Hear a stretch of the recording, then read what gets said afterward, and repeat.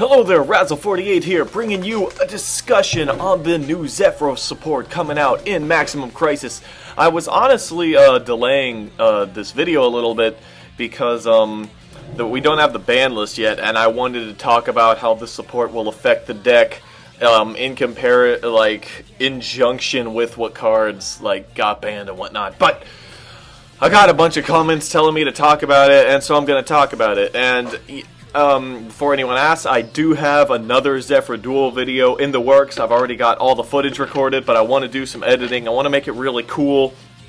I don't want to just make it replay after replay. I want to make it like something fun to watch on top of just watching the duels. But anyway, I'm here to talk to you today about the Zephra support coming out in Maximum Crisis, and about how it'll affect the deck, my opinions on it. So this is the build I have been testing the support with. I did test all day yesterday, the first day that the support was on Yu-Gi-Oh! Pro. And this was the build I was using. You'll know, I took out the Solemns, I took out, what else? I took out one of the Terraformings. It's been so long since I used the specific build that was featured in my last deck profile that I'm not entirely sure what I took out in reference to that. But you can see the build here. And these are 2 Maxi, the 2 Resonator. Yeah, the extra deck changed a bit. It's more synchro based now. I found my friend told me about Crimson Blader, which is extra spicy, and I found out that making Baxia is really easy with Origin, and it's an excellent card. So let's talk about the support. First of all is Zefra Providence. This is the card that we've known about for a few weeks now. This is the search card that is a better Oracle. Basically, you can add any Zephra card from your deck to your hand, not just a monster. That means you could also search out the 9 Pillars, or the Zephra Divine Zephyr Strike, or the brand new Celestial Crusade if you're feeling ballsy. And also, if a Zephra cards, and that's has a little S there in the parentheses. I'm sorry, I just woke up. I'm not as punctual as I should be, but I really wanted to just make a video while I had the emotional drive to do it. But anyway, if a Zephra cards would be destroyed, you can banish this card from the graveyard as long as it's not the turn it was sent there. And you can protect them from whatever's being destroyed. So that's protection from Twin Twisters. That's protection from Ignister. That's a lot of protection. I'm not very eloquent right now, am I? But this card, it searches your whatever thing you need. It's like running 6 copies of Oracle, only with a built-in effect that's sort of like Return of the Dragon Lords. It's a lot. I find it being used a lot for scale protection more than monster protection, because when you get Zephra monsters on the field that you leave there, with the exception of the brand new Grammaton, you generally don't care if they're destroyed or not, because if it's their turn and I have a secret on the field, I kind of want that to die, and if I have anything else on the field, I don't really care. But it's still an amazing series. It boosts the deck's consistency by a crap ton, and it's always a staple 3 of in every Zephra deck. It's 100%. The next card is Celestial Crusade, which is target 1 card you control and 1 card your opponent controls, destroy them. And if you have 2 Zephra cards in your Pendulum Zone, you can activate this card from your hand, and you can only use 1 per turn. This card, if I'm testing it at 2, this has been causing some problems with the deck, just because I'm now running 6 traps, so I'm probably going to cut that trap lineup down a little. Maybe, I don't know what I'd replace it with, though. Probably the second Terraforming that I took out, because Oracle should always be there, because Oracle's also the card that I find myself always wanting to destroy on my side of the field with Celestial Crusade, because you could destroy any Zephra card. It doesn't have to be a monster or a scale like it does with the Tellarknight destruction effects. But this card is searchable with secret, so a handy little play I like to do is if I get 2 scales and a Terraforming or an Oracle, I can play the scales, play terraforming, search out the oracle, play the oracle, search out the secret, PS secret, search out the 9 pillars, and then I negate what I need to negate with 9 branches, and then secret dies, and then I can search this thing out, which I can also play on their turn. So that's like a negation and a destruction on their turn just for 1 pendulum summon. And of course I destroy the oracle with this because destroying scales is counterproductive. Or if you negate, you could search Providence off of secret and then search for this on your turn and then play it like a spell. Like this could be played like an MST. This can be played like monster removal. Like this card is so good. I can't bring myself to run this card at just 1 because of how like good it is. Like this is a during either player's turn, because you're never not going to be able to activate this from your hand. Like you're always going to have 2 Zephra scales up, especially with Providence protecting them. You're always going to have 2 Zephra scales up. So even though, like, you want to, like I said, Oracle's the card you want to destroy with this a lot, because once Oracle's gotten its search, it's like, you can get another one hecka easily with a secret search, or even, you could even search it with Providence if you want to, just for deck thinning. Even though I don't like doing that, because 1 less Oracle in your deck is 1 less card you could top deck that lets you search anything you want, but whatever. Anyway, this card's good. Oh, did I just delete? I didn't know you could right-click on cards in Yu-Gi-Oh! Pro to delete them from your deck. But yeah, I like this card at 2. I'm probably going to end up taking Divine Strike down to 1 if I see fit to keep this card at 2. But whatever. And the last card is Zefratorah Grammaton, which is this is big guy. This guy, it's like during your main phase, you can add 1 Zephra Pendulum monster from your deck to your extra deck face up, and if you do, this card's Pendulum scale becomes the same as that Pendulum monster's until the end of this turn, and you can only use this effect once per turn. Now, before we even talk about the monster effect, I do want to talk about that Pendulum effect, because this card is so good, and why I'm running it at 3. Originally, I did not want to run it at 3, because I'm like, I can't Pendulum summon this, I can't even normal summon this thing, this is going to be a hand clog. Once I get, it's going to be just like Echo Oscillation. Once I get 1, I'm never going to need another one. That's not true. Like, in testing, that never happened to me once. Like, running this card at 3. I decided to test running it at 3 because it seemed good, and I'm like, whatever. But, you always want this card, like always. And if you get multiple copies, then you have a backup plan in case it dies, I guess. Or you could destroy 1 with this, or you could destroy 1 with the Teller Knights if you really want to, but a lot of times, this is the card that the opponents go for, looking to destroy it, because this is clearly like the best scale in the deck. And they finally decided to give Zephras a scale that they actually want to have in their scale zone. Like, everything else in this deck you want to be PSing. It's not like Pepe, where they want Monkey Board and the Unicorn in their scale zone the whole time, or like Quills, where they want Scout in their zone the whole time. No, Zephras had to, like, put the stuff they wanted to PS in the scale zones. But not anymore, not when I have this thing. This thing also, like, doubles as a searcher. Like, this is, like, not as good as Monkey Board, but honestly, I'd say it's almost as good. Because you play this thing, and you can search out anything in the deck that you want to PS. And then, like, with a huge number of search cards, you can just search out whichever scale you didn't use.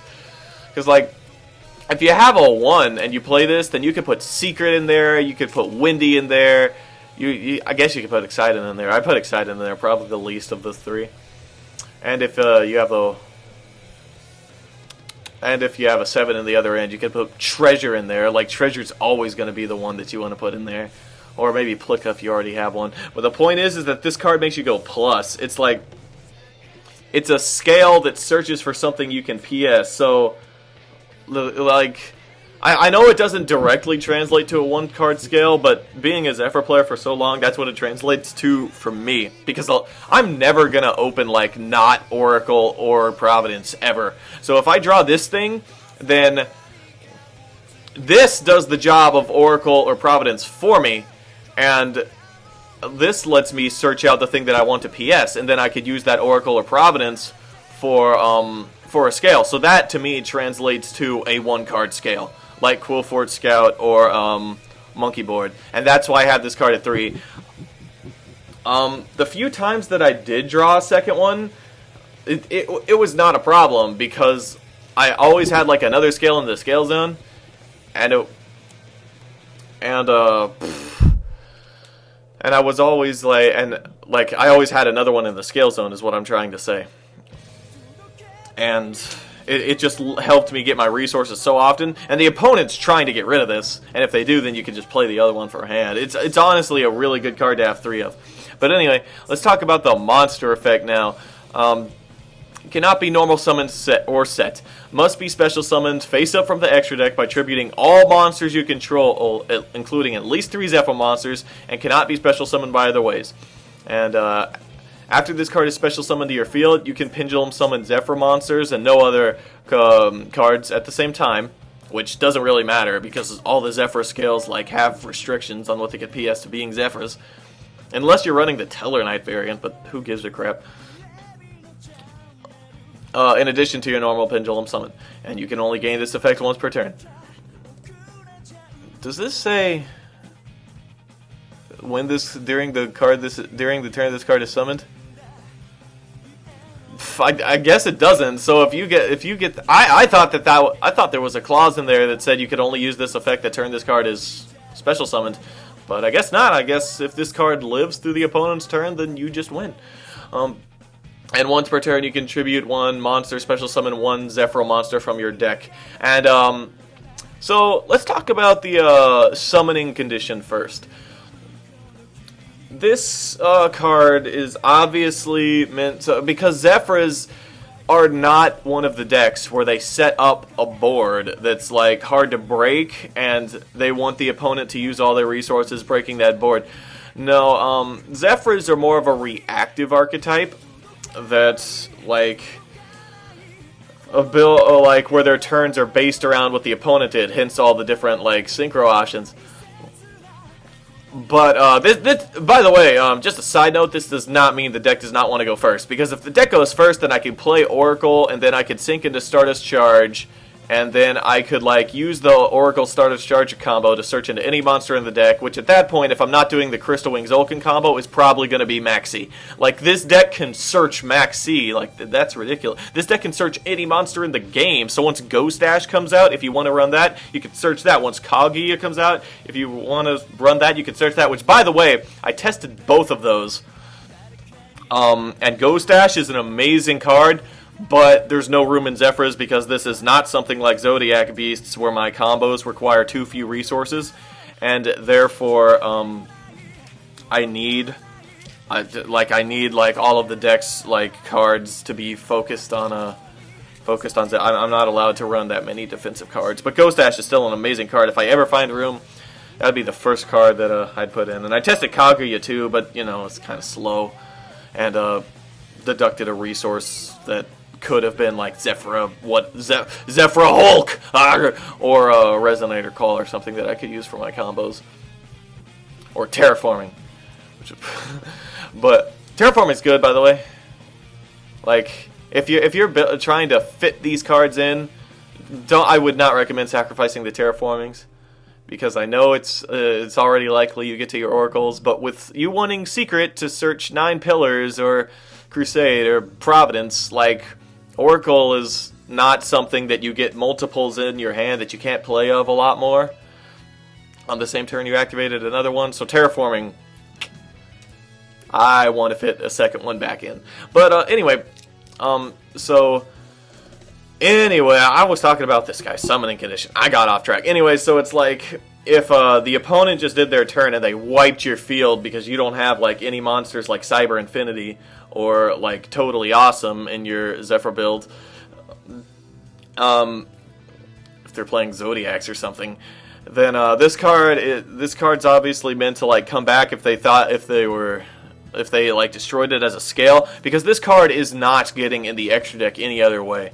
Notice it's not from hand, it's from face up from the extra deck. So the only way you're ever going to summon this card is if the opponent destroys it, or if you destroy it with Celestial Crusade or one of the Teller Knights. And so basically what you do is you, before you do resonators or any synchro plays or anything else, you pendulum summon your Zephras and you don't use any of their effects. Well, you could use the Teller Knights or secret effect. But you don't, you want to try to not PS Plika and Wendy because they have that stupid clause in their effects that say you can only special summon these cards once per turn. So you want to special summon like the rest. And you can use the Teller Knight effects now if you want. Don't use Treasure's effect yet. And you can use Secret's effect now, though. But, and then you, like, tribute them all, summon this, and then it lets you pendulum summon again, and that's when you do all your plays. And then you have, like, this 30, like, I really wish they'd given this card 50 more attack, because then I wouldn't have to worry about Ultimate Falcon. I'd have an out to that in my deck, which, by the way, I took out Excalibur, because I never see Ultimate Falcon, but it's still scary to think that there's Ultimate Falcon players out there. Anyway, so yeah, and you can pendulum summon twice from that point on. This is like, this reminds me of an anime boss monster because it's like all this big summoning condition, big stats, no protection. But if it does live their turn, then you win because you can pendulum summon twice. Like and you got this big FN beater, like there's no way they're winning if they let this thing live through their turn. But anyway, and also the other effect is you contribute a monster special summon a Zephra from your deck. Now this is obviously meant to cater to the Treasures effect, which is if this card is pendulum summoned or specialed from the deck, then you can turn a Zephra you control into a tuner. This is like the only Zefra card in the whole deck that has an effect. It's like when it's specialed from deck. Like most of the other ones, like they don't even get their effects when they're special summons. Like Plika, it has to be normal or pendulums. Like this has to be normal flipped or pendulum. It's like this has to be normal. This has to be pendulum summoned or destroyed. So like this is obviously meant to catering to Treasure's weird effect. But you could also summon like Secret if you want to make a rank 6 play, which I cut down like the focus of, but they're still there. But anyway, those are the new Zephra support cards. They're really good. You could search out like Crusade with Providence if you like need to like pop a back row. You could like put like Treasure to the top of your extra deck, and then you have like all you need is like anything else to make your synchro play. But yeah, it's really good.